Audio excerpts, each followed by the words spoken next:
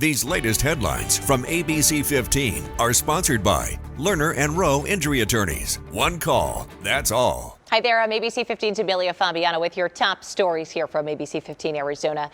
Ensuring those experiencing homelessness have access to critical health care. That's the goal of a new wound care clinic in downtown Phoenix. It's run by the nonprofit Circle the City. The specialist providing treatment says before the clinic opened, patients with bad wounds had to be referred to hospitals. Now, people staying in the shelter right next door can get the care they need without having to find transportation. The new wound care clinic is open every Friday at Circle the City locations in downtown and midtown. Now to an ABC15 follow-up. It's official. For the first time in nearly a quarter century, the town of Gilbert will see a tax hike next year. The town council just approving that measure Tuesday. And ABC15's Jamie Warren first told us about that proposal on Tuesday here on ABC15 Mornings. It raises the sales tax in the town from 1.5% to 2%, and that'll go into effect on January 1st. Advancing Arizona by bolstering the state's chip manufacturing workforce. Arizona Senators Mark Kelly and Kyrsten Sinema announcing $1.7 million to promote even more technician training, this time for the Maricopa County Community College District. Their goal is to prepare about 300 people for careers as semiconductor technicians in Arizona's booming microchip industry. All that funding comes from the CHIPS and Science Act. America Votes 2024, ABC15 checking in with the Maricopa County Recorder's Office. Over 891,000 ballots have been returned so far.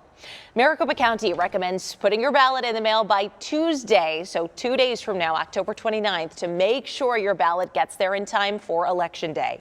After that, you will have to drop it off in person at any polling center on or before November 5th. And with the election just 9 days away, religious leaders in the Valley ramping up their efforts to push for the issues they care about. On Thursday, the Valley Interfaith Project hosted a forum speaking to candidates about where they stand. The group focused on issues like behavioral health access, affordable housing, and neighborhood safety, including on immigration.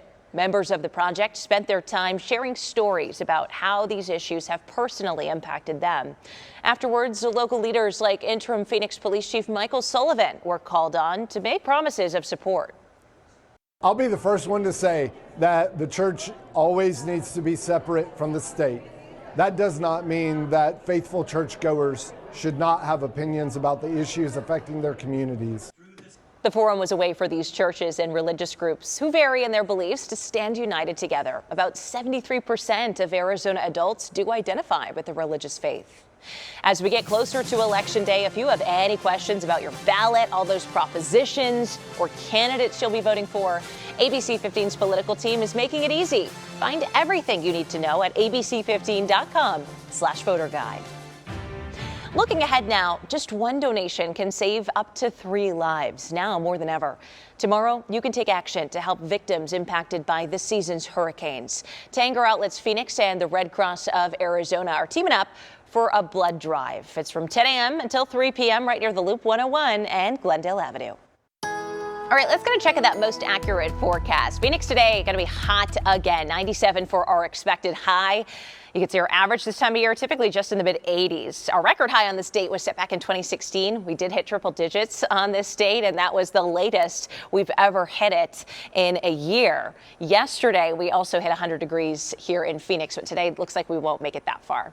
Other highs across the state today, 81 in Prescott, 86 in Sedona, 84 in Payson, 76 in Heber, 77 in Window Rock, 71 in Flagstaff, and 94 out at Lake Havasu City, with overnight lows dropping down into the 40s and 50s in Prescott, Sedona, and Payson, Heber and Cholo too, 30s in Flagstaff and Window Rock, and 60s out west along the Colorado River. Our 7-day forecast shows some rain potential here in the valley tomorrow, highs in the 90s again, but then a steep drop off into the 70s for our high on Tuesday and Wednesday. Halloween looking sunny and dry with highs in the low 80s. As always, for the latest headlines, weather, and traffic, head to abc15.com or download that free ABC15 mobile app and have a great Sunday. These latest headlines from ABC15 are sponsored by Lerner and Rowe Injury Attorneys. One call, that's all.